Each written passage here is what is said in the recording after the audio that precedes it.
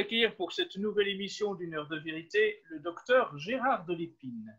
Le docteur Gérard Delépine est un chirurgien, un oncologue.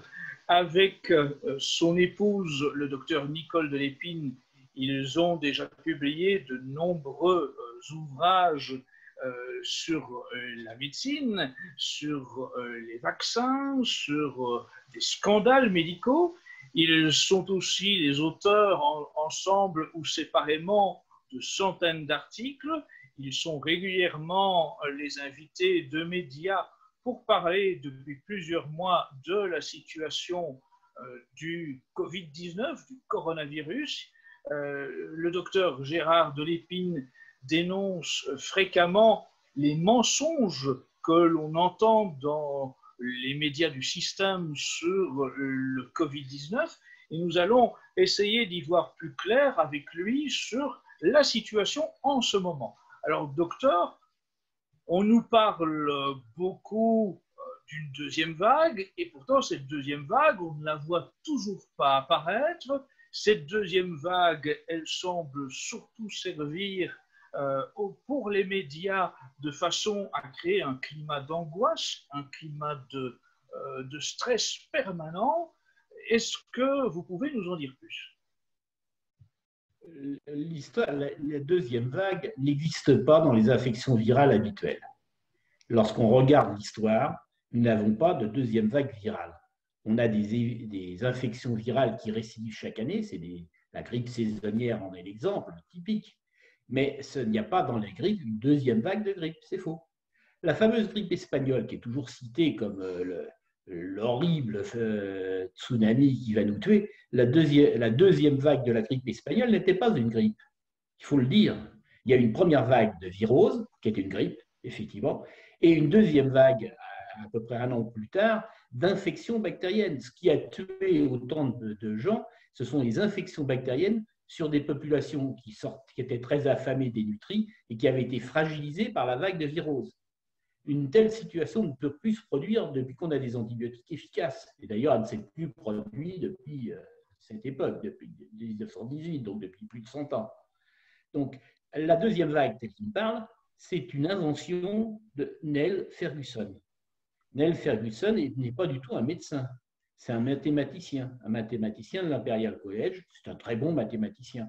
Mais que vient-il faire dans cette galère de parler de médecine? Parce que lui, il étudie des modèles. Alors, les modèles, c'est très bien. Les modèles ont permis de faire d'énormes progrès dans les ailes d'avion, en physique en général, en chimie. On modélise des réactions chimiques et on y arrive très bien. On modélise même des explosions nucléaires. Grâce à ça, on a plus d'essais nucléaires, ce qui est quand même assez sympathique. Mais tout ça, c'est pour des lois physiques connues, des lois immuables. Bon, de temps en temps, il y a Einstein qui vient et on change un petit peu la virgule, mais en gros, pour des lois connues, physiques, qui se reproduisent. Or, en médecine, en biologie, dans les sciences du vivant, c'est complètement différent. Le vivant, il évolue. Croire que le vivant obéit à des lois immuables est une connerie. Alors, comment expliquer que ce que vous nous expliquez ne soit pas plus défendu par quantité de médecins? On a l'impression qu'en fait, aujourd'hui, il y a le professeur Didier Raoult qui, comme vous, rappelle ce qui devrait être des évidences médicales. Et puis, on a l'impression que face à ces quelques médecins honnêtes, ces quelques professeurs honnêtes, il y a véritablement une armée de journalistes, de politiciens, mais aussi de prétendus experts qui tentent de nous affoler matin, midi et soir. Quelles sont les raisons de cette volonté de nous affoler, selon vous? À chaque fois qu'on a un effet, il faut chercher la cause. Et la cause, elle est simple, c'est l'argent. Il faut bien comprendre que Gilead, qui est en grande partie, et Sanofi, parce que Sanofi se cache, mais il est derrière, lui, Sanofi veut vendre des vaccins, Gilead veut vendre son remdesivir, et puis AbbVie veut vendre aussi son produit. Donc, il y a trois énormes mastodontes. Il faut savoir que Gilead, qui est sorti de rien, qui n'a pas inventé grand-chose, car la plupart de ses produits vedettes sont des produits qu'il a achetés. Il a acheté des startups. Et la plupart du temps, c'est toujours pareil. C'est le public qui paye la recherche à l'université. Le chercheur trouve quelque chose, il brevette, il fait sa start-up, il est encouragé maintenant par l'université de faire des start-up, et après il la vend en empochant quelques millions. Et puis celui qui l'achète, lui, il empoche quelques milliards. C'est comme ça que marche actuellement l'industrie du médicament. L'industrie du médicament, depuis 20 ans, depuis qu'elle est mondialisée, elle n'est plus dirigée par des médecins, elle n'est plus dirigée par des scientifiques, des chimistes ou des chercheurs. Elle est uniquement dirigée par des financiers. Et le financier, c'est du court terme. Donc on n'investit plus en recherche, c'est trop cher, c'est trop fatigant. On dépiste les startups qui démarrent et qui paraissent prometteuses et on les achète. Et en gros, on a ce qu'on appelle les majors, qui trustent à peu près 80% des ventes des médicaments dans les pays qui peuvent payer les médicaments. Et de ce fait, ils arrivent à avoir des flux financiers colossaux. Le revenu global de ce qu'on appelle la Big Pharma, en Big 7, est équivalent à la moitié du budget annuel de la France. Ils font autant que la moitié de la France. C'est colossal. Pour donner un exemple, et les bénéfices sont absolument colossaux. Gilead, par exemple, vous avez un produit très célèbre qui lutte contre le virus de l'hépatite C. Ce médicament a été accepté par le gouvernement français, puisque les prix sont fixés par les gouvernements, à 40 000 € le traitement. Ce même traitement est vendu 1 000 $ en Égypte et 800 $ en Inde. Où passe cet argent? Comment se fait-il qu'on accepte de payer 40 000 €? J'oubliais, une étude américaine précise que le prix de revient de ce médicament est d'environ 100 $, le prix de fabrication. Donc un beau bénéfice. Vous vous rendez compte du fossé absolument colossal. Quand on réussit à faire 39 000 $ de bénéfices sur un médicament, on a de quoi acheter beaucoup de gens. Et bien sûr, il ne faut pas du tout acheter. Beaucoup de médecins qui sont par exemple contre la chloroquine sont sincères. C'est ce que disait très bien le professeur Even et M. Debré, le député, c'est qu'il y a la corruption et puis il y a la crédibilité. Je pense que la crédibilité joue plus que la corruption dans cette affaire. Les corrompus, ce sont nos experts. Alors vous avez une très belle brochette, hein. Vous regardez par exemple le comité scientifique. Il n'y a pas parmi les médecins, parce que les laboratoires sont des gens extrêmement sérieux. Il ne faut pas les prendre, ce ne sont pas des minables du tout. Ce sont des gens intelligents et ils font attention à leurs investissements. Donc, ils investissent sur les gens qui sont rentables, donc sur les experts. Il est complètement impensable. Donc, docteur, ça correspond à ce que vient de dire le professeur Luc Montagnier qui disait « même des scientifiques sont achetés ». En l'occurrence, ces experts, on peut dire qu'ils roulent pour les laboratoires pharmaceutiques. Ce sont précisément des représentants de commerce des laboratoires pharmaceutiques. Jadis, quand je faisais mes études de médecine, un professeur qui travaillait dans le privé, un professeur d'université, qui travaillait dans le privé, il dérogeait. C'était la honte. Il était honni par tout le monde. Depuis le mélange du public et du privé, hein, depuis les néoconservateurs, et la théorie depuis les années 90, en gros, on dit que le public ne sert à rien, qu'il faut que seul le privé peut le sauver. Et la recette est simple. Le public investit et le privé ramasse les bénéfices. Et c'est ce qui se passe. Donc, les professeurs qui sont experts intéressent énormément les laboratoires. Les laboratoires sont gentils, hein, ils s'intéressent à tous les médecins. Quand j'étais interne, ils m'ont offert des stylos, des congrès, beaucoup de choses. Quand je suis monté comme chef de clinique, on m'offrait des livres, des congrès luxueux. Si j'avais marché dans la combine, j'aurais pu voir beaucoup plus. Et cela, ce n'est pas moi qui le dis, c'est dénoncé par tous les gens honnêtes qui ont étudié le problème. Et j'ai invité certains à regarder les vidéos où je dénonce la corruption en médecine. Ce n'est pas une histoire nouvelle. Ce qui est nouveau, c'est que le niveau de corruption est inimaginable. Il est tellement important qu'on peut acheter tout le monde. J'ai travaillé une époque en Italie et j'ai connu un peu quelques dons de la mafia. Le plomb ou l'or. À un certain niveau, on vous demande de choisir. Voulez-vous de l'or? Sinon, vous risquez d'avoir du plomb. On évite d'utiliser le plomb parce que ça laisse des traces. Quand il y a un mort, ce n'est pas très bien. Et j'ai appris ça de cette époque, de cette expérience enrichissante au point de vue humain. J'ai appris une chose. Quand on sait quelque chose, il ne faut jamais menacer quelqu'un de puissant. Il faut tout de suite publier ce qu'on sait. Ça ne vaut plus le coup de vous tuer après, parce que sinon ça renforcerait la découverte que vous avez faite et l'annonce que vous avez faite. C'est la raison pour laquelle on publie tout ce qu'on sait, tout de suite. D'accord, d'accord. Je n'ai pas peur de la mort, je suis vieux, donc je suis proche de toute manière. Pour les médecins, j'ai été profondément choqué. Vous avez raison dans ce que vous me dites. J'ai été profondément choqué par le faible nombre de médecins qui aient protesté.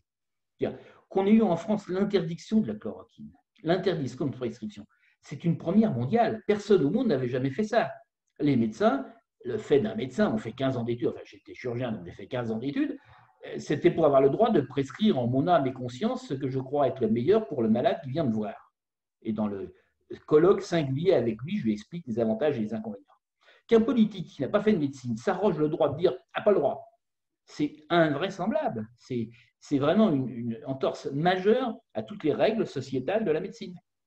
Qu'il y ait si peu de médecins qui aient dénoncé, moi, me fait mal au cœur. Mais je ne leur jette pas la pierre. Il faut voir dans quelles conditions, moi, je suis à la retraite. Je ne fais plus partie du Conseil de l'ordre, j'ai démissionné de l'ordre. Dès que j'ai pris ma retraite, j'ai démissionné parce que je ne voulais plus donner de l'argent à cet organisme mafieux. Soyons clairs. Hein, parce qu'il a des comportements. Jadis, le Conseil de l'ordre, les gens étaient tout à fait bénévoles. Ils ne touchaient rien, les conseillers. Ils n'avaient aucun avantage en nature. Actuellement, il suffit de regarder le rapport de la Cour des comptes et vous vous rendez compte que la situation a énormément changé. Et ces gens qui vivent bien grâce à l'ordre, ils savent qu'ils sont fragiles. Leurs amis, leur famille, et de ce fait, le gouvernement possède un pouvoir considérable sur eux, parce qu'on peut sortir le dossier s'ils sont pas sages. Donc, ils obéissent comme des petits chiens, alors que le rôle du Conseil de l'ordre a été de dire il est inadmissible en termes déontologiques, puisqu'il doit veiller à la déontologie. Il est admissible qu'un non-médecin se mêle de dire aux médecins ce qu'ils doivent donner. À la limite, que le gouvernement ne soit pas d'accord. Votre ouvrage « Soigner ou obéir », ce titre est particulièrement d'actualité, somme toute. Totalement. Nous totalement. Dans une situation où le corps médical, finalement, dans sa majorité, choisit d'obéir, dans sa grande majorité, choisit d'obéir, même si ce corps médical sait qu'il y a un traitement pertinent, l'hydroxychloroquine, et qui peut donc soigner, mais le corps médical préfère obéir. Vous avez totalement raison. Et cela est dû au fait, d'abord, de la modification de la loi santé. Hein. On n'a peut-être pas assez insisté, enfin mon épouse s'est beaucoup battue, moi aussi, mais je la suivais, sur la loi santé qui a été en discussion au moment des attentats. Malheureusement pour elle, la loi est arrivée en discussion au Parlement au moment des attentats islamistes sur Paris. Et à cause de ça, on a complètement évalué. Les médecins avaient quand même fait une manifestation, enfin c'est les soignants, il n'y avait pas que les médecins, il y avait aussi les infirmières, les kinés, elles fait une manifestation très importante à Paris. Il y avait eu plus de 70 000 participants à cette manifestation contre le fait qu'on mette la médecine sous la boîte des bureaucrates. Les bureaucrates, ils sont là pour gérer le système de santé, pas les soins. Or, la loi de santé faite par la précédente ministre dit, dans l'article 1, le gouvernement est responsable des soins. Alors avant, c'était responsable et doit surveiller les soins et surtout l'administration des soins. Il est responsable du système de santé, mais pas des soins. Les soins, c'est du devoir du médecin. Or, depuis, c'est le gouvernement, et le gouvernement a une inquisition à son service. Il a sa police politique qui s'appelle les agences régionales de santé. Les agences régionales de santé peuvent suspendre n'importe quel médecin sans procès, sur une simple décision d'un bureaucrate. Vous n'avez pas le droit de faire telle chose. Et ils peuvent interdire à un médecin d'opérer pendant 3 mois, par exemple. Donc la santé est aux mains des technocrates. La santé est totalement aux mains des technocrates. Totalement. Et que l'ordre n'ait pas réagi à cette mise sous tutelle de l'acte médical est totalement, j'oserais dire, incompréhensible. Totalement. Bon. Alors, le livre, effectivement, Soigner ou obéir, nous l'avions écrit avec madame avant les élections présidentielles, en espérant peut-être ça pourrait susciter quelque intérêt parmi les politiques qui se présentent à la nation. Mais quel intérêt y a-t-il pour un politique de dénoncer la mainmise de la finance et des big pharma, alors que ces mêmes financiers sont ceux qui payent ces campagnes politiques? Le problème est là. Alors en France, on ne peut pas savoir, hein, on ne peut pas savoir puisque tout est caché. Mais aux États-Unis, on sait très bien que les grandes entreprises du médicament constituent les premiers financiers des campagnes électorales.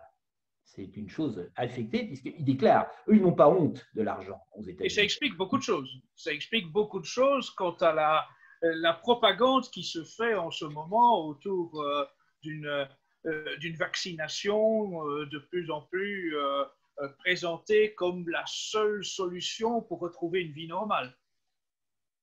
C'est le but de l'enfermement qu'on nous a fait subir, de l'astreinte à domicile, puisque c'est ça qu'on a fait subir au peuple français innocent, on l'a astreint à domicile. Hein. C'est théoriquement une mesure quand même judiciaire lourde. Et dans le pays qui se prétend être le champion des libertés, c'est totalement insupportable. D'autant que cette maladie, je le rappelle, est inférieure par sa gravité au niveau mondial à celui de la grippe de Hong Kong ou de la grippe asiatique. Les grandes grippes de l'ère moderne, depuis l'ère de l'aviation, donc ils apportent des virus à toute vitesse, ont fait 1 et 2 millions de morts. Alors le Covid est terrible pour les gens qui l'ont eu. Il a été terrible en France à cause des mesures qui ont été prises, qui ont aggravé considérablement la mortalité. Je dis bien, c'est à cause du confinement qu'on a une telle mortalité. Hein. Il y avait moyen de faire autrement. Vous pouvez développer cet aspect-là? Ah oui, bien sûr, bien sûr. Alors, depuis toujours, le traitement des épidémies, dont on n'a pas de traitement connu, le traitement, disons, sociétal d'une épidémie est très simple. Il faut séparer les gens infectés des gens qui ne sont pas infectés. Comme ça, on évite que la maladie passe des infectés aux non-infectés. Le confinement qu'on nous a fait à la française est exactement l'inverse.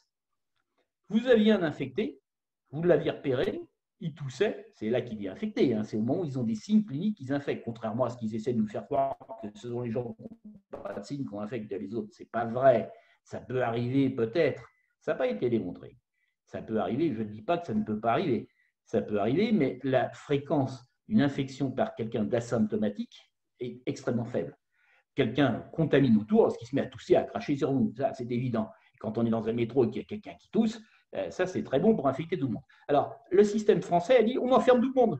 Comme on enferme tout le monde, ils ne pourront pas se voir.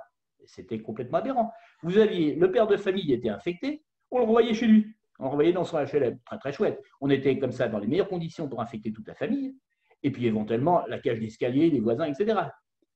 Si on avait voulu, il fallait ouvrir les hôtels, puisque les hôtels étaient fermés. C'était facile.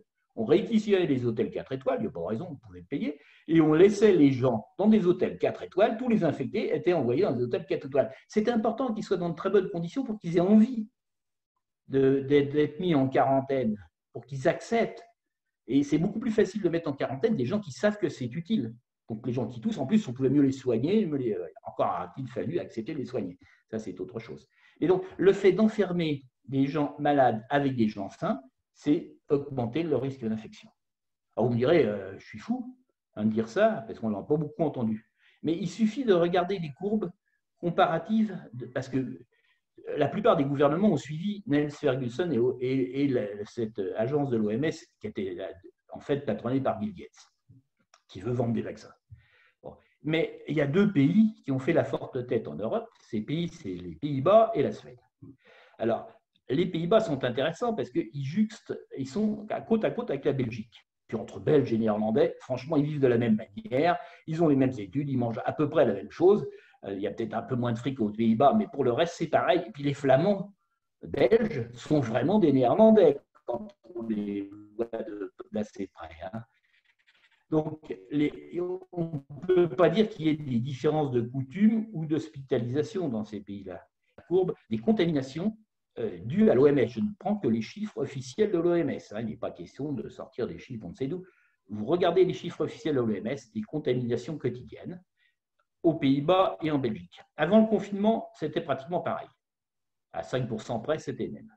Il y a eu le confinement en Belgique, pas de confinement aux Pays-Bas. Pendant 8 à 10 jours, c'est resté pareil. Et à partir du 10e jour, le nombre d'infectés en Belgique a explosé. Il a doublé par rapport à celui des Pays-Bas. Et durant toute l'épidémie, ils sont restés très très hauts alors que les Pays-Bas étaient bas. Ce qui fait qu'actuellement, la Belgique est le pays qui a le record du monde de mortalité par million d'habitants. Et que les Pays-Bas, ils sont en dessous de la France. Les Pays-Bas qui n'ont pas confiné ont moins de morts que la France qui a confiné. et beaucoup moins de morts que la Belgique. Ils ont moins de 2 fois moins de morts. Ils ont 40% des morts de la Belgique par million d'habitants. Donc, vous avez la démonstration directe que le confinement a été nocif. Alors, c'est vrai donc, pour les contaminations, c'est vrai aussi pour la mortalité. C'est la même chose. La mortalité arrive un peu plus tard. Ce n'est pas 10 jours après, c'est plutôt 15 jours, 3 semaines. Il faut savoir que la Covid, on ne le savait pas au départ. Mais le Covid a une durée d'incubation, c'est-à-dire une durée où, entre le moment où on attrape le virus et le moment où les signes apparaissent, qui est au minimum de 4 jours et qui peut aller jusqu'à 15 jours. On admet en moyenne que c'est de l'ordre de 7 à 8 jours. Le gros paquet des contaminations est arrivé au 7e jour, hein, la majorité. Donc, si le confinement avait été efficace, on aurait dû voir dans les pays qui ont confiné une diminution des contaminations dès le 6-7e jour.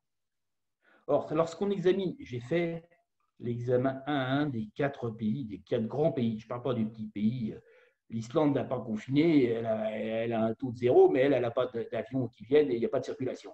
Donc, on élimine les tout petits pays. Mais disons, les grands pays européens, on peut comparer l'Espagne, l'Italie, la France, l'Allemagne, la Belgique et la Hollande, parce qu'ils étaient côte à côte et très proches, c'est pour ça que j'ai choisi cet exemple. Et quand on regarde les grands pays, on se rend compte que les courbes de contamination, qu'ils aient confiné ou pas confiné, sont à peu près les mêmes. C'est-à-dire que les pays qui ont confiné, le confinement n'a pas permis de diminuer la contamination. Ça a continué en mode exponentiel. Et ça s'est mis à baisser au bout de 3 semaines et demie, qu'ils soient confinés ou pas confinés. La baisse des contaminations est arrivée en même temps en Allemagne qu'en France. Et qu'on ne dise pas que l'Allemagne a confiné, c'est un mensonge. Les médias français essaient toujours de parler de confinement. Ce n'est pas vrai, les Allemands n'ont jamais été astreints à rester chez eux. On leur disait de ne pas se réunir, de ne pas faire la fête. Ça, c'est des mesures qui sont logiques, qui sont médicales. Mais on n'a pas obligé les Allemands à rester à domicile chez eux. Alors, sauf très récemment dans 2 ou 3 villes, très ponctuellement. Et à mon avis, c'était totalement limité. Enfin, mais globalement, eh bien, ces Allemands qui n'ont pas confiné, ils ont 7 fois moins de morts que nous, par million d'habitants. Donc, le confinement a été une catastrophe sanitaire en termes de morts de Covid. Alors, la bureaucratie française n'a pas tout raté quand même, il faut être honnête. Je ne serais pas comme M. Perron qui dit « y a-t-il une erreur qu'ils n'ont pas commise ?» Il y a une erreur qu'ils n'ont pas commise, c'est vrai. C'est qu'ils ont séparé d'emblée les urgences Covid des autres. Et là, il faut dire bravo, parce qu'en Italie, les urgences sont pratiquement surchargées comme en France. Mais en Italie, ils n'ont pas séparé au début. Et on a un exemple, par exemple, d'un super contaminateur qui est allé, parce qu'il toussait, il est allé à Milan, dans l'hôpital, consulter, il a contaminé à lui seul 70 personnes pendant les 6 heures d'attente. Donc cette erreur, nous ne l'avons pas commise, et c'est certainement pour cela qu'on fait mieux que les Italiens. Mais toutes les autres, on les a faites. Alors, on nous raconte qu'on a confiné parce qu'on n'avait pas de masque. C'est de la foutaise et un mensonge absolu. On n'a pas de masque parce qu'on n'a pas voulu avoir de masque. Alors, dans une épidémie, si on raisonne comme un médecin, nous, on avait la chance de ne pas être les premiers à choper la maladie. Les Asiatiques l'ont eu avant nous. On aurait pu regarder ce qu'ils ont fait. Or, on a regardé ce qu'avaient fait les Chinois. Ils ont enfermé les gens. Oui, mais les Chinois, ils étaient malins. Ils ont enfermé en séparant les malades des autres. Or, notre gouvernement a trouvé que c'était très commode d'enfermer tous les Français, mais il les a mis tous ensemble. Donc, il n'a pas fait comme les Chinois. Et les deuxièmes, c'était les Taïwanais. Les Taïwanais qui sont à 5 morts par million d'habitants, quand nous, on est à 450. Il faut quand même avoir une idée. On fait 100 fois plus mal qu'eux. C'est quand même colossal. Mais le ministre de la Santé, il a dit, c'est très bien, j'ai pas de masque, on le fabrique. Et il a réquisitionné l'armée, ils ont créé 69 chaînes de fabrication de masques, et ils ont pu fournir des masques à leur population, au moment où c'était utile, au moment où l'épidémie était en plein. Le masque actuellement ne sert plus à rien, il n'y a plus de virus. Enfin, plus exactement, le virus n'est plus, il existe, et on l'aura en permanence, mais il n'est plus dangereux comme avant. Et ce qui compte, c'est qu'il est malade, ce n'est pas qu'il se contamine. C'est un élément important que vous soulignez. En fait, lorsque le masque avait une utilité, le pouvoir politique n'en voulait pas. Et maintenant qu'il n'a plus d'utilité, il a interdit aux policiers d'en porter, même à cette époque. Et on a un sketch quand même qui mérite, qui j'espère va figurer dans le panthéon des sketchs politiques. C'est Sibeth Ndiaye disant que les masques, c'est trop intelligent pour les Français. Et que même elle, ministre, elle ne sait pas les mettre. Donc, bon, on est arrivé quand même à un summum du ridicule et du mensonge. Et maintenant, on voit la police, se répandre dans la rue, non plus pour traquer les criminels, les délinquants, non plus pour chasser les racailles de nos rues, mais pour verbaliser les Français qui portent mal le masque. On ne s'en prend même plus à ceux simplement qui n'ont pas le masque, mais on va jusqu'à envoyer les policiers contrôler la façon dont on porte le masque.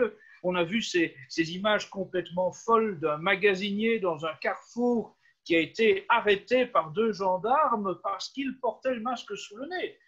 C'est une tyrannie sanitaire à laquelle nous assistons, qui est quand même totalement... C'est une tyrannie non sanitaire. Non, non, ce n'est pas une tyrannie sanitaire. C'est une tyrannie absolue qui va contraire du sanitaire, utilise un prétexte sanitaire. C'est une tyrannie, point. Il ne faut pas dire tyrannie sanitaire. La sanitaire n'est qu'un prétexte, et en plus, très mauvais prétexte, puisqu'ils font exactement le contraire de ce qu'il faudrait. Je vois dans la rue, je vois des gens qui se promènent en voiture avec un masque sur le nez, c'est quand même le haut ridicule, hein, ou qui font du vélo tout seul avec un masque. Ils sont fous, ces gens-là. Et en plus, c'est dangereux pour les vieux, hein, parce que pour les gens qui sont en pleine santé, c'est désagréable, pas immédiatement dangereux, mais pour les gens qui sont un peu fragiles, qui ont des problèmes respiratoires, ça facilite la prolifération des bactéries, parce qu'on ne change pas le masque tous les 10 minutes.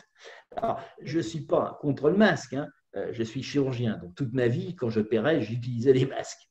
Mais le masque, il n'a jamais été fait pour les virus. Jamais. Les masques qu'on voit dans la rue, aucun n'a été fait pour les virus. Il est fait contre les bactéries. Le masque chirurgical est destiné à éviter que le chirurgien crache dans la plaie qu'il crée quand il opère et qu'il infecte son malade. C'est tout. Les virus n'ont jamais causé à la moindre infection post-opératoire. Donc nous, on s'en moquait. Nous, on mettait des masques. Alors, les masques peuvent retenir les postillons, peuvent retenir les crachats. Donc, que quelqu'un qui est malade, qui tousse, qui crache ait un masque, ça me paraît logique. Mais que la population saine soit muselée de cette manière est absolument intolérable. Et donc, justement, on a vu plusieurs médecins et chercheurs dire que le masque était une source de prolifération, notamment du staphylocoque, etc. C'est tout à fait authentique. Oui, bien sûr. Et ce n'est pas du staphylocoque, de tous les germes que vous avez dans la bouche. Hein. La bouche est aussi sale qu'un vagin, du point de vue bactériologique. Hein. Vous avez, c'est des muqueuses humides et chaudes. Les zones humides et chaudes, on a le même genre de flore bactérienne, multiple d'ailleurs. Et effectivement, lorsque vous enfermez et sur un masque, vous allez cracher, il vous arrête effectivement les bactéries, il est fait pour ça. Donc vous allez souffler, maintenir au chaud, vous allez créer une petite étuve personnelle dans laquelle vos germes peuvent proliférer. C'est simple, ça. Et tout bactériologiste le sait. Alors ça ne sert à rien contre les virus et ça aide les bactéries à proliférer. Pourquoi pas? Alors, pour les tests, c'est pareil. On nous a dit on ne peut pas, on n'a pas de test. Mais les Allemands, personne n'avait de test au début de l'épidémie. C'était une nouvelle maladie. Donc, personne au monde n'avait de test. Il ne faut pas nous emmerder. C'était un mensonge de dire qu'il y en a qui en avaient et d'autres pas. Les Allemands, on a dit ils avaient tous les tests qu'ils veulent. Non, ce n'est pas vrai. Les Allemands n'avaient pas de test au début de l'épidémie. Simplement, Merkel a pris avis d'un de ses amis, qui est un épidémiologiste de Berlin, qui lui a dit les tests, ça ne pose pas de problème pour les fabriquer, mais moi, je ne peux pas les fabriquer, je n'ai pas les moyens, il faut être beaucoup plus. Et il a dit mais vous pouvez demander aux vétérinaires. Et les vétérinaires allemands, qui eux ont l'habitude de faire des tests pour les animaux, eh bien, ils ont fait des tests pour les humains. Et l'Allemagne a eu tous les tests qu'elle voulait. Mais en France, on dit non, ça c'est un truc d'allemand, c'est trop compliqué. Pour les Français, ils sont trop cons. On ne fait pas de tests. Bon. Donc, on aurait pu avoir des masques, il fallait le vouloir. On aurait pu avoir des tests, il fallait le vouloir. Et tout ça, le gouvernement dit non. Nous, on passera, nous, on est des Français, on est au-dessus de ça. Et par contre, après, ils se sont affolés. Et on pouvait avoir l'hydroxychloroquine pour traiter les malades.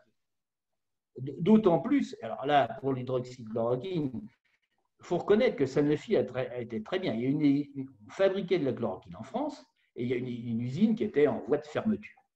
Et Sanofi a dit au gouvernement français, je vous donne la chloroquine que vous voulez, sauvez l'usine. Le gouvernement dit, oh non, pourquoi sauver une usine? Aucun intérêt. En même moment, tous les autres pays ont sauté sur la chloroquine qui est devenue pratiquement introuvable parce que tout le monde en voulait. Mais pas nous, on a refusé. Alors là, pour la chloroquine, je ne suis pas un adepte de ce que dit M. Raoult. M. Raoult a eu le courage d'avoir une voix authentique, forte, et en plus, c'est quand même un des meilleurs virologues du monde. On a l'air de l'oublier, mais c'est quelqu'un qui connaît son boulot. Moi, je ne connais rien dans le domaine par rapport à lui. Il faut être sérieux. Je connais la médecine, mais pas la virologie. La chloroquine, elle est connue depuis longtemps comme ayant une possibilité d'action antivirale. J'ai retrouvé personnellement des articles qui datent de 7 ans. Les tout premiers, ce n'étaient pas des Chinois, c'est des Néerlandais qui, dans une éprouvette, avaient montré que ça marchait sur le coronavirus, puisque ce n'est pas le premier, c'est le troisième coronavirus qu'on a quand même dans le monde. Donc, ils avaient démontré que ça marchait sur des éprouvettes, pas sur des malades, puisqu'il n'y a pas eu de malades en Europe de ces maladies-là, du SRAS ou du CMERS. Mais on savait que ça marchait du point de vue théorique. Les Chinois l'ont démontré avec un article indiscutable dans les éprouvettes que ça marchait. Donc, il y a tout à fait une certaine logique de l'utiliser. Alors, reste qu'effectivement, là, il y a eu un barrage absolu soyons clairs, de Big Pharma contre la chloroquine, puisque c'est un médicament qui est passé dans le public et donc qui rapporte peu. La logique du gouvernement a été, à mon avis, de redonner un prix raisonnable à la chloroquine. On aurait pu quand même doubler ou tripler le prix. Ça n'aurait quand même pas coûté très cher et ça aurait été de faire un geste envers les laboratoires, parce qu'il est vrai qu'il n'est pas normal qu'un médicament qui est connu depuis 70 ans garde le prix d'il y a 70 ans. C'est vrai que c'est un petit peu anormal et ça facilite la course. Au lieu de payer, là, la chloroquine, il y en a pour 3 euros. Au lieu de payer 3 euros, on va payer 5 000 euros pour avoir un produit qui ne marche pas. C'est quand même absolument fou quand on réfléchit. Donc, Sanofi a dit, je donne de la chloroquine. Le gouvernement dit, ah non. Alors, pour les tests, c'était la même chose. Les vétérinaires ont proposé de faire des tests en France. Mais les ARS, les agences régionales de santé, ont dit non, norme, il faut que ce soit contrôlé par Pasteur, il faut que ce soit… Bon, ils ont refusé, il faut être clair. Moi, je trouve que, puisqu'il y a eu une métaphore militaire, notre président a dit, nous allons mener la guerre contre le Covid. Moi, je pense qu'un général qui perd une bataille, on le vire. Je suis désolé. Et éventuellement, le fusil. Les Ottomans avaient quand même une technique très bonne. Lors du siège de Vienne par les Ottomans, le vizir avait donné un lacet de soie à son général. Et si le général ne vainquait pas les Autrichiens, il devait s'étrangler lui-même avec. Alors, je ne demande pas à nos autorités de s'étrangler. mais quand même, qu'ils aient… Non, mais c'est l'histoire. Il n'a qu'à pas prendre une métaphore militaire. Et puis, entre nous, dans un militaire, on ne dit pas « j'ai pas de masque, on n'en met pas ». On dit « j'ai pas de masque, j'en fabrique ». On n'envoie pas les soldats avec des fusils sans balles. On a envoyé les médecins en première ligne sans masque. Et ce n'est pas par corporatisme que je dis ça. Ce n'est pas parce que je suis médecin et que je n'aurais pas voulu y aller sans masque au combat. Il faut au moins avoir une cuirasse quand on va à la main nue. Mais simplement parce que si le médecin est contaminé, c'est lui qui contamine tout le monde. Parce que c'est lui qui voit le plus de gens. Donc, quand je dis médecin, c'est parce que je suis médecin, mais cela est valable pour tous les soignants, pour tous les gens qui étaient au contact avec le public. Il fallait les protéger absolument. Donc, les médecins, les infirmières, les kinés, tous ceux qui voyaient du public pour des soins auraient dû être immédiatement protégés. Et on a eu le cinéma il n'y a pas de masque pour la population parce qu'il faut les garder pour les gens importants, tels que les médecins. Mais les médecins n'en ont pas eu. Dans les hôpitaux, ils en ont eu un peu, souvent se débrouillant, demandant à l'industrie d'à côté, qui était dans le bâtiment, qui avait des masques pour les poussières, de les récupérer. D'autres, moi, je connais personnellement au moins 3 médecins qui étaient en ville, qui n'ont pas eu de masque pendant 1 mois et demi. 1 mois et demi. C'est colossal. Et je ne parle pas des infirmières qui, elles, n'était pas question de leur donner à ce petit personnel sans intérêt. On les applaudit le soir, on les laissait crever et attraper le virus tranquillement. C'est ça qui est absolument stupéfiant, c'est qu'on a vu des images écœurantes de blouses neuves que les infirmières déballaient qui tombaient en lambeaux. Enfin, on a eu l'impression de vivre pire que dans le tiers-monde. Exactement. Et là, moi, ce qui m'a beaucoup frappé récemment, je collationnais les chiffres, le rapport de mortalité des par Covid, d'après les chiffres de l'OMS.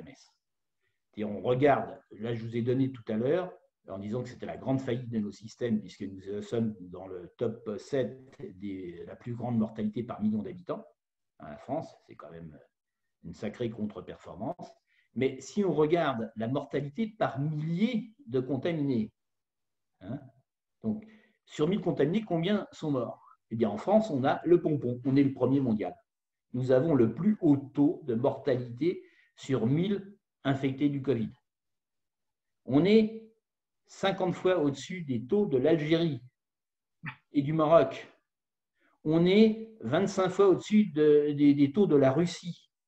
On ne dit pas ça à la télévision. On n'entend pas ce genre d'informations sur BFM TV. Alors, je ne veux pas qu'on me croie. J'invite tout le monde à regarder. Vous tapez sur Internet, les chiffres de l'OMS sont publiés tous les jours. Ça s'appelle OMS Covid Situation Report. Et ils vous les donnent en français, si vous voulez. Ce n'est pas un problème, ils vous le proposent. Et là, vous avez tous les pays, avec le nombre de contaminés depuis le départ, le nombre de contaminations de la veille, le nombre de morts depuis le départ, le nombre de morts des dernières 24 heures. Donc, il suffit de faire une division par pays. Nombre de contaminés depuis le départ, nombre de morts depuis le départ, et vous avez le taux de mortalité, le taux de létalité. Donc, il vous suffit simplement d'accepter de passer une demi-heure et tous les chiffres que je vous donne, vous pouvez les vérifier. Alors, oui, il y a des pays comme la Malaisie. La Malaisie a un taux qui est de l'ordre de cadre qui est ridicule. On est 100 fois inférieur au nôtre. La Malaisie, je veux dire.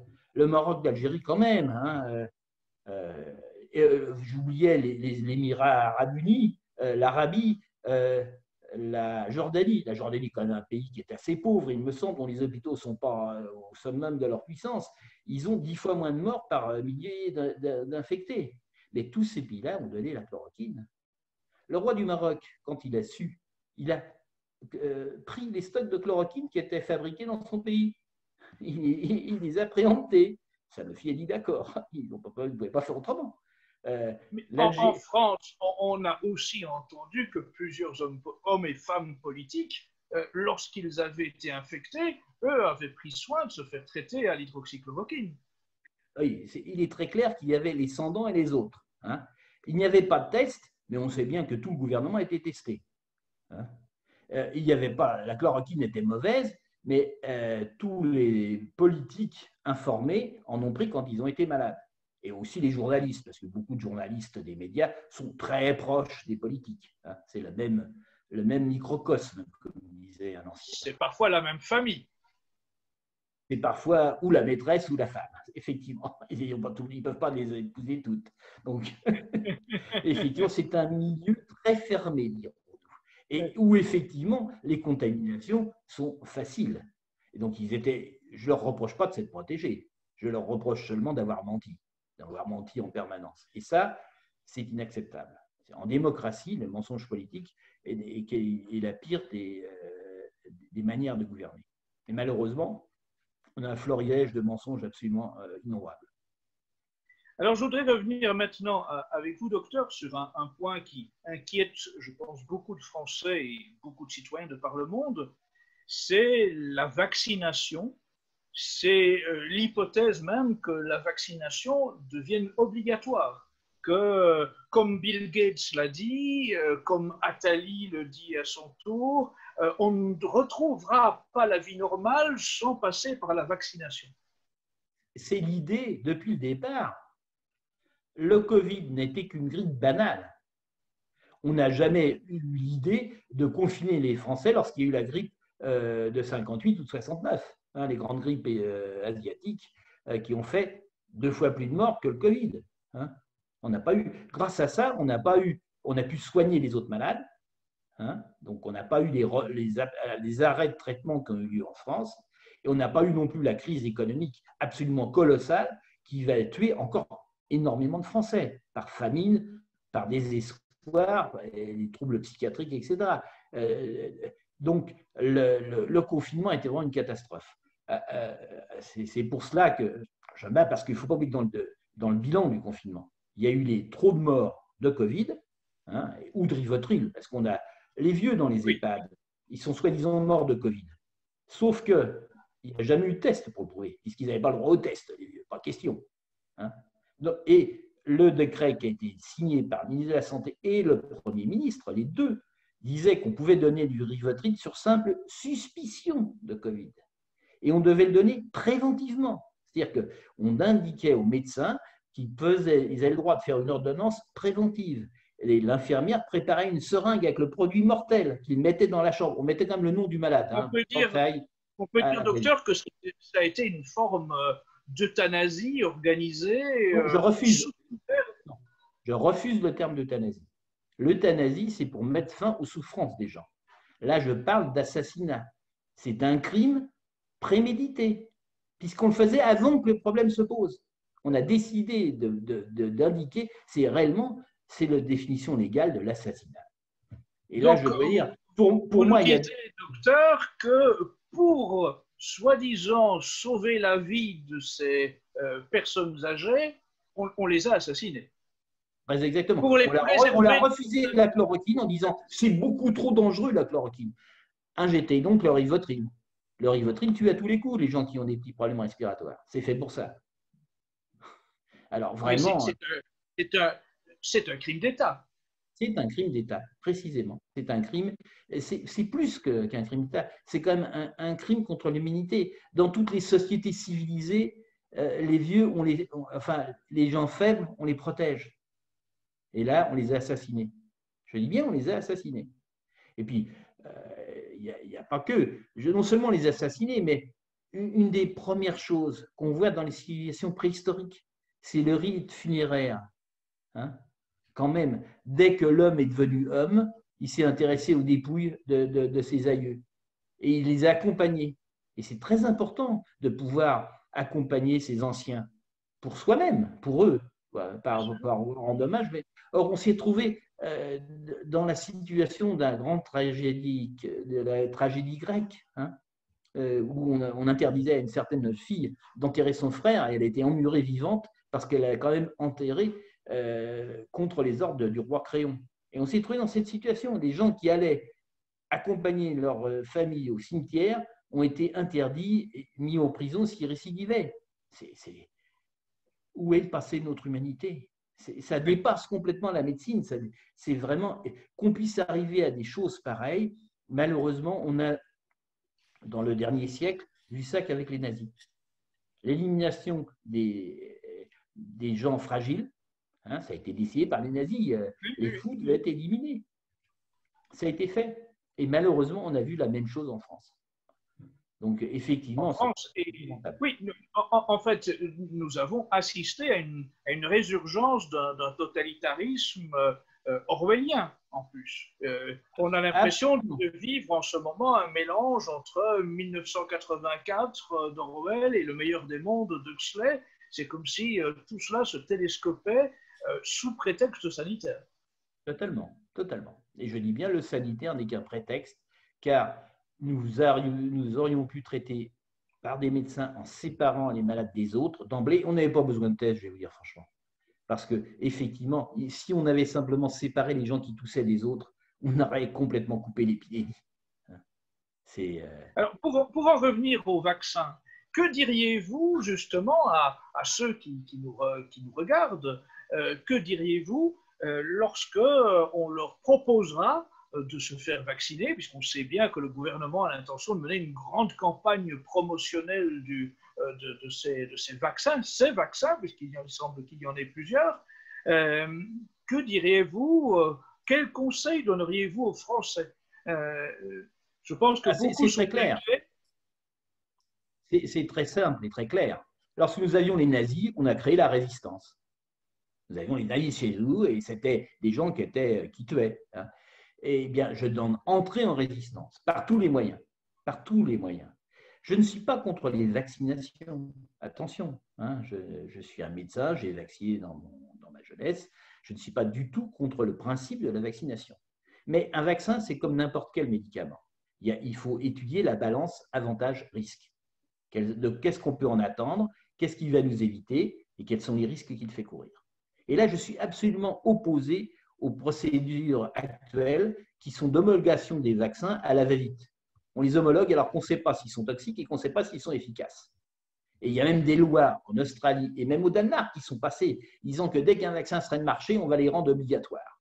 Et ça, c'est de la folie pure qui ne s'explique que par la corruption. Ce n'est pas possible autrement. On a une maladie qui est moins grave qu'une grippe asiatique, d'après l'OMS, d'après les chiffres officiels de l'OMS, qui a tué beaucoup de Français parce que nous avons pris de mauvaises décisions sanitaires, à l'inverse de ce qu'il fallait faire, en enfermant ensemble les malades et les pas malades, et en filant du Rivotril aux vieux pour qu'ils ne nous embêtent pas avec la sécurité sociale. Bon. Et donc, on a un traitement qui est la chloroquine, qui marche puisque c'est démontré dans au moins actuellement 50 pays. Il n'y a pas besoin de faire d'essais randomisés. D'ailleurs, tous les grands intellectuels, alors je précise, je ne suis pas contre les essais randomisés, j'ai une maîtrise d'études statistiques sur les essais en médecine. Donc, je ne suis pas un anti-scientifique, anti-essai. Mais il y a deux moments. Les essais, en général, ne permettent pas de mettre au point des traitements. Les essais sont des chambres d'enregistrement pour démontrer que les traitements sont efficaces ou pas. C'est uniquement ce qu'on fait. Mais ce n'est pas eux qui démontrent. Et la plupart des grands médicaments qu'on a, ce qu'on appelle les médicaments d'urgence, ont été mis sur le marché sans essai, que ce soit l'aspirine. Il n'y a jamais eu d'essai sur l'aspirine. Si après, pour la cardiologie, pour voir, il n'y a pas eu d'essais qui étaient nécessaires pour mettre sur le marché l'aspirine. Pour les antibiotiques, la pénicilline, il n'y a pas eu d'essai. À la limite, vous comprenez, moi j'ai été sauvé par les antibiotiques quand j'avais 2 ans. J'ai fait une méningite, j'ai eu des antibiotiques. Un médecin qui donne un antibiotique, qui voit que le monsieur il guérit, il n'a pas besoin de faire un essai pour savoir que ça marche. Il faut arrêter ce cinéma absolument aberrant. Et là où chaque Français peut juger les mensonges du comité scientifique et tous ces gens qui ont poussé comme des fous sur des essais, c'est de voir. Ils nous ont promis qu'on aurait les résultats dans 15 jours, 3 semaines. Souvenez-vous de ce qu'ils disaient en mars. Vous aurez les résultats en avril. En avril, pas de résultats. En mai, pas de résultats. En juin, pas de résultats. Et puis après, heureusement, il y a eu l'étude complètement fausse du Lancergate, complètement fabriquée par, bien entendu, le laboratoire qui voulait couper la chloroquine, qui a permis à l'OMS d'arrêter les essais avec la chloroquine. On a arrêté tous les essais avec la chloroquine. En France, on les a arrêtés sans donner les résultats. Or, quand on interrompt un essai, normalement, on doit publier les résultats transitoires. C'était très intéressant. Je sais, par exemple, que l'essai Icovik, qui a été fait, parce que l'essai, le grand essai patronné par l'INSERM était un essai qui n'avait qu'un seul intérêt, c'était de taper sur la chloroquine, puisqu'on la donnait à un moment où il ne pouvait plus servir à rien, beaucoup trop tard, et sans antibiotiques. Donc, c'était uniquement destiné à ça, alors qu'on sait qu'il faut le donner dans les 2 ou 3 premiers jours. La chloroquine doit être administrée dans les 2 ou 3 premiers jours des signes cliniques. Donc, c'était une opération de discréditation discréditation. Elle n'a toujours pas sorti ses résultats. Ce fameux essai formidable qui a été européen, qui allait nous démontrer de manière irréfutable que dalle, rien. Vous savez que ça a coûté 2 000 € par malade inclus dans cet essai. Les données publiques, alors là, on les donne pour rien. Cet essai n'a servi à rien, il faut le dire. Donc, tous ces grands scientifiques qui nous disent « vous allez voir ce que vous allez voir », on a vu ce qu'ils étaient capables de faire. De la merde. Excusez-moi. Et alors, dans l'essai Icovik, c'était un peu plus intelligent. C'était l'essai qui était fait donc, à Nantes et quelques hôpitaux autour. Eux, ils avaient une partie où ils donnaient un peu plus tôt la chloroquine. Ils le donnaient trop tard pour une partie des malades, mais aussi un peu plus tôt. Et là, l'essai a été interrompu. Il n'y a pas eu de résultat officiel. Il n'empêche que, je sais que pour les malades qui avaient reçu la chloroquine plus tôt, il y a une différence en leur faveur. Ils vont mieux.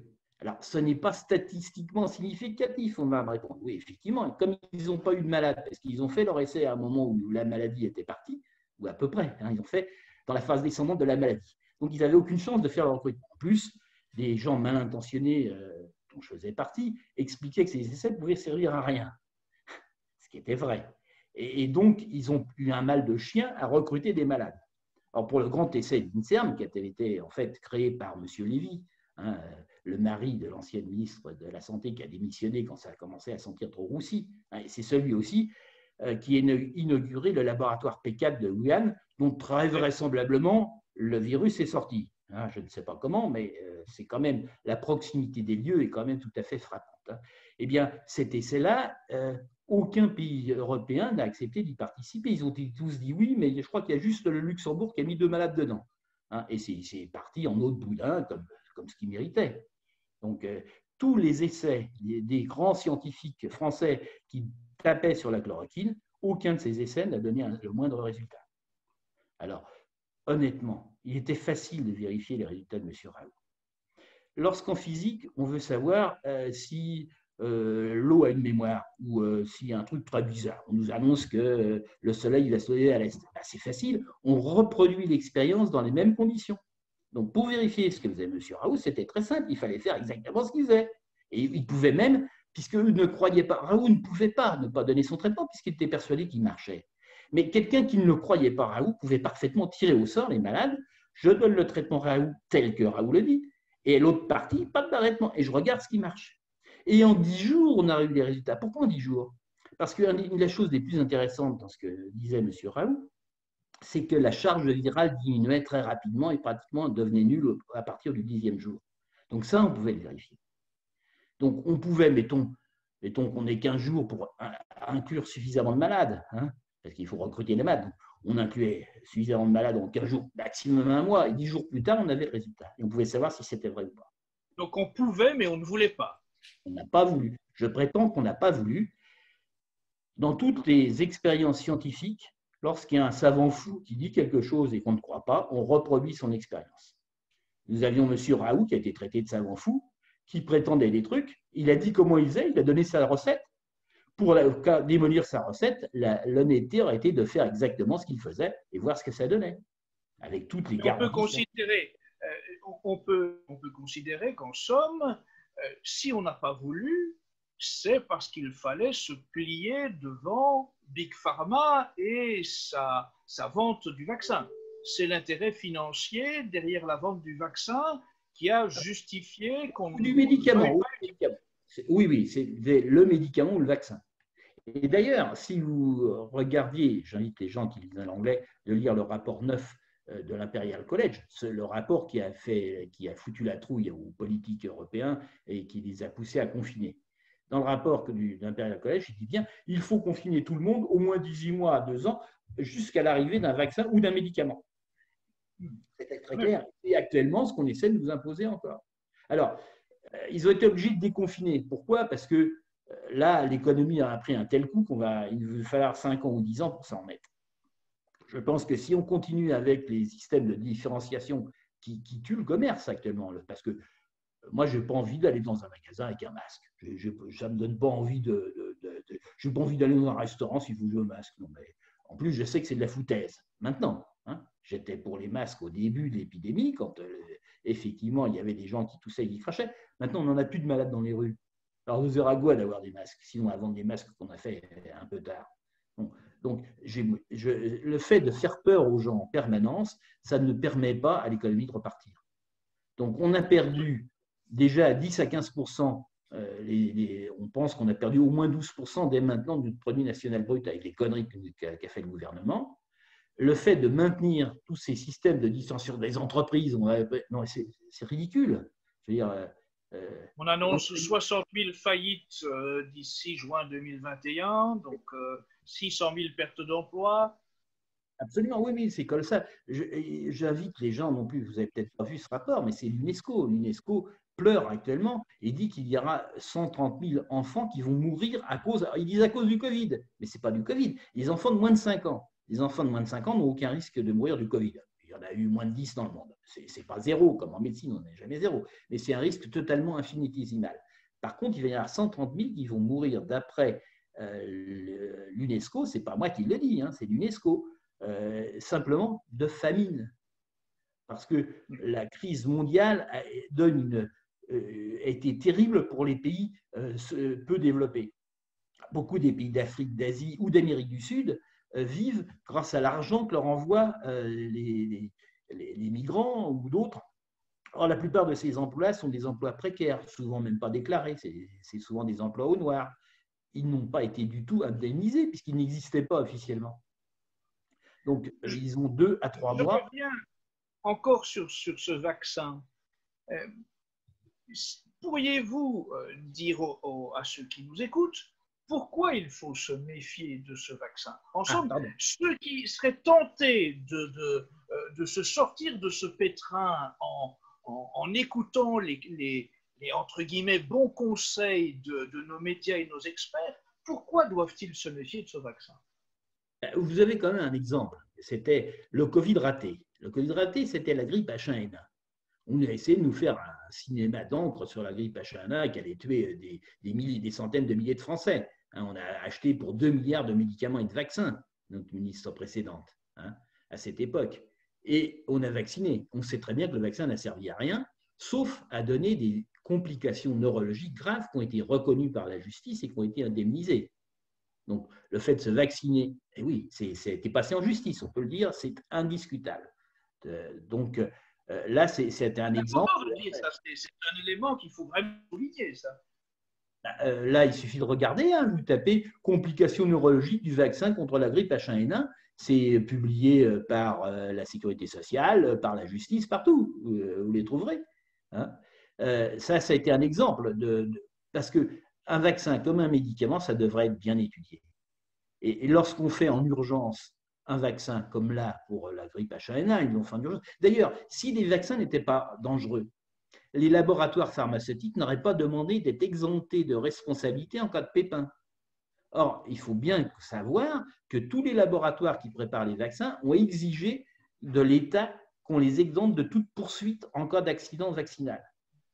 Alors, vous dites que le truc est sans danger, mais pourquoi est-ce que le labo veut ne pas risquer de payer si par hasard il y avait un pépin? C'est quand même curieux. Et un vaccin normal pour mettre au point, il faut plusieurs années, il faut 3, 4, 5 ans. Tout simplement parce que là, qu'est-ce qu'ils font? Ils regardent si ça donne des anticorps, ils disent « Ouais, j'ai des anticorps, je vais tuer le virus ». On n'en sait rien du tout. On n'en sait rien du tout. À tel point d'ailleurs que les gens qui ont des anticorps actuellement, parce qu'ils ont fait le corona dans le passé, on ne sait pas s'ils sont protégés. Je pense qu'ils le sont, mais pas forcément par les anticorps. Je pense qu'ils le sont tout simplement parce que la plupart des maladies virales que l'on fait naturellement vous protègent contre le virus en question.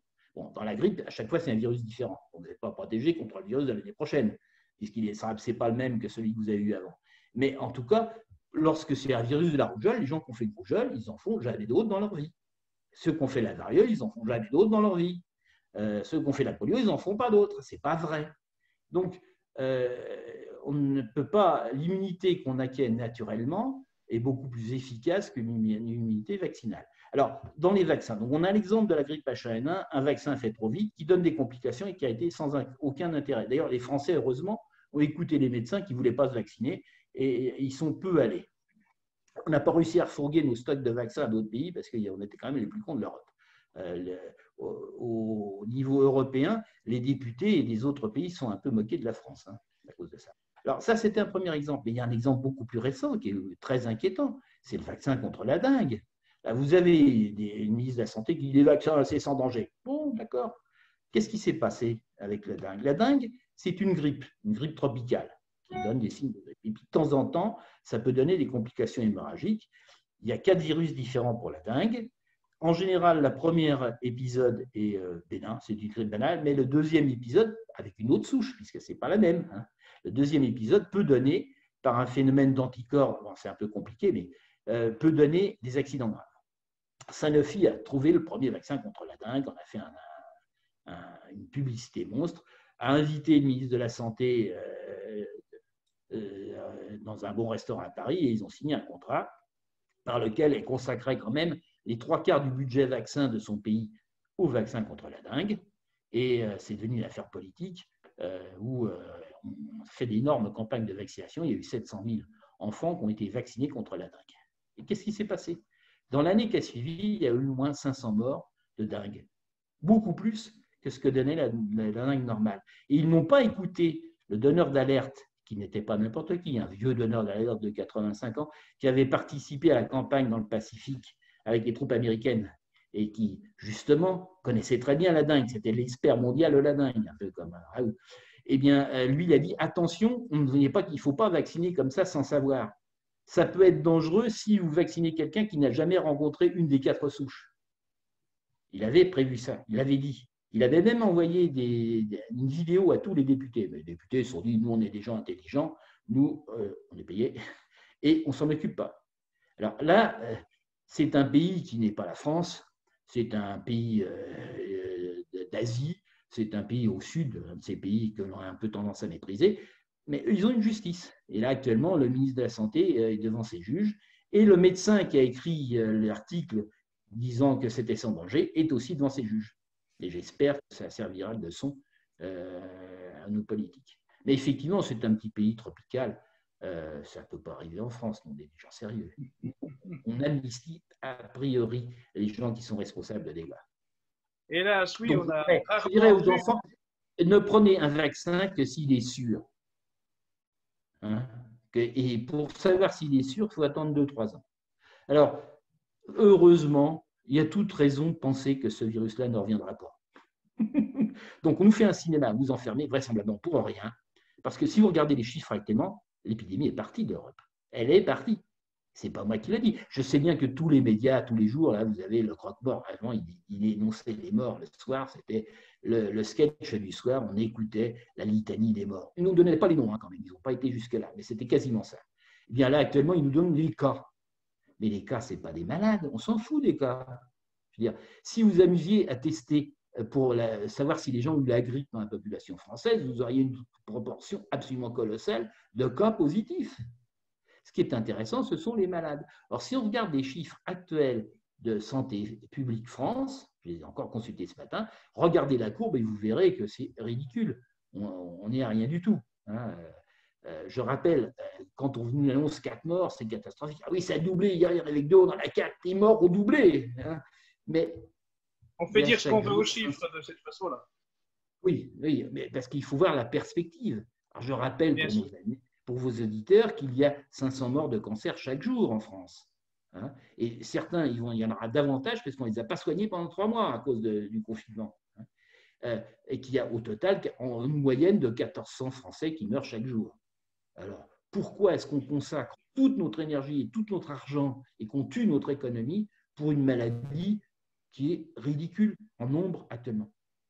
Et il n'y a pas nulle part de. Il y a des épidémies actuellement. En Amérique du Sud et aux États-Unis, ça continue. Mais ce n'est pas une deuxième vague. Simplement, ils n'avaient pas été touchés comme nous. Maintenant, ils le prennent en plein fouet. C'est tout. Alors, pour conclure, docteur, je voudrais que l'on pense à ces auditeurs, téléspectateurs qui seraient, on va dire, ces Français sous influence des grands médias qui se disent, mais quand même, on ne peut pas nous mentir à ce point-là, c'est l'OMS qui le dit, et c'est l'OMS qui nous demande de nous vacciner. Est-ce qu'on peut revenir sur les financements de l'OMS? Il faut quand même le souligner, le principal financement privé de l'OMS, c'est Bill Gates, et le second, c'est Big Pharma. C'est Bill Gates et Bill Gates, parce qu'il y a Bill Gates directement, oui, et les associations Bill Gates. Non, ça, il fait total à peu près 30% du financement. Et finalement, ce sont les laboratoires. Et ce qui est très important, c'est que ces financements de l'OMS, de gens intéressés, sont des financements ciblés. Ils ne donnent pas l'argent à l'OMS pour qu'elle fasse ce qu'elle veut. Ils donnent l'argent pour une action précise. Et Bill Gates, c'est bien entendu pour vendre des vaccins en Afrique. Hein. C'est très, très clairement ciblé. Donc, alors, si je peux donner un conseil aux gens qui ont peur, parce que encore la moitié de la population qui écoute trop BFM ou d'autres télévisions d'État, hein, ou d'État ou des amis du gouvernant, restent terrorisés. Bien, soyez simple.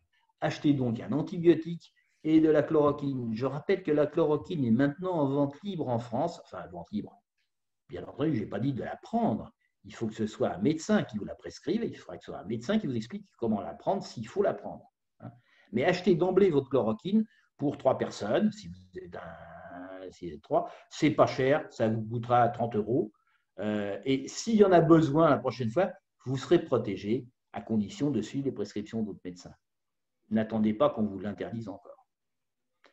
Et là, la chloroquine, elle est sans danger. Je peux vous dire qu'elle est sans danger, sauf pour les cardiaques qui ont des troubles du rythme. Enfin, tous les médecins savent. J'en ai pris, moi, maintes et maintes reprises quand je faisais des cours en Afrique. Et je la prenais sans aucune précaution. Je veux dire, je ne faisais pas d'électrocardiogramme avant de prendre mon comprimé. C'est ce qu'il faut rappeler aussi, c'est que tous les gens qui voyageaient en Afrique ont pris de la chloroquine. C'est le médicament qui a été le plus utilisé au monde, et avec l'aspirine. Hein. Aspirine et chloroquine, c'est les 2 médicaments qui ont été le plus utilisés au monde. Alors, l'aspirine aussi, ça donne des trous dans les estomacs, ça peut tuer. Oui, bien sûr, tout médicament est dangereux. C'est la raison pour laquelle je ne suis pas pour l'automédication, je dis bien, parce qu'il ne faut pas prendre la chloroquine comme ça n'importe comment. C'est parce qu'il y a un cas dans le voisinage qu'il faut prendre la chloroquine. Hein. L'Inde, par exemple, l'Inde qui est un des grands pays et qui fabrique de la chloroquine et qui a 5 fois moins de morts que nous par million d'habitants, a édicté comme principe, au moment où il y a le fameux Lancergate et cet article complètement bidonné, complètement truqué du Lancet, ils ont maintenu la prescription de chloroquine pour les gens exposés. Les gens exposés, pour eux, c'était le corps soignant. Ils ont dit, le corps soignant doit prendre de la chloroquine à titre préventif. Et effectivement, leurs médecins ne sont pas tombés comme des mouches comme les nôtres. Alors, je ne sais pas si c'est lié, mais comme il n'y a pas d'effet sans cause, quand même. Et puis, ils font quand même, ce pays qui est quand même dans une misère grave, l'Inde, on ne va pas me dire que c'est des gens qui ont des hôpitaux rutilants, ils ont beaucoup moins de morts que nous. Ils ont beaucoup plus d'infectés. Il faut regarder les chiffres. Regardez les chiffres de l'OMS. OMS, Covid, situation report. Vous tapez ça, vous allez tomber dessus direct. Et ils ont 4 ou 5 fois plus d'infectés par million d'habitants que nous, mais ils ont 4 à 5 fois moins de morts. Et la différence, c'est la chloroquine. Donc, achetez de la chloroquine, stockez-la, ça se conserve très bien plusieurs années. Ce ne sera pas une dépense importante. Et au prochain coup, si vous avez des signes, je dis bien si vous avez des signes, allez voir votre médecin avec votre plaquette, il vous expliquera comment la prendre. Et comme ça, vous pourrez Merci, docteur. ne pas vous exposer à des complications inconnues d'un vaccin qu'on ne connaît toujours pas. Merci, docteur, pour nous avoir mis sous les yeux quelques vérités extrêmement importantes en ces temps de manipulation de l'opinion publique. Et merci aussi pour ces mises en garde à l'égard de la campagne de vaccination qui est imminente et à laquelle il faut résister. La liberté n'existe que quand on la défend. Ce que je reproche aux médecins, c'est de ne pas avoir parlé parce qu'ils étaient terrorisés par l'ARS qui pouvait les interdire de travailler. Et ce que je reproche aux Français, c'est de s'être laissés mener par le bout du nez par la peur d'un virus qui finalement n'aurait pas été aussi mortel si on n'avait pas été enfermé. Donc battez-vous et vous n'aurez pas de vaccination obligatoire. Mais il faut se battre. Si vous ne faites rien, oui. Alors, faites des petits papiers, faites des tracts, puisque toutes les télés, tout ça, c'est bloqué. Qu'Internet, on nous bloque aussi. Dès que vous dites la vérité, vous êtes bloqué maintenant. Mais faites des tracts, faites comme au temps des Allemands, on imprimait des tracts sur sa reliquie, on les donnait dans la boîte du voisin. Militez et sauvez vos enfants. Battez-vous. Merci, docteur, pour ce message militant et encourageant. Et on reviendra très prochainement, certainement, auprès de vous et de votre épouse pour avoir des compléments d'informations sur l'actualité médicale. À très bientôt, docteur. À très bientôt.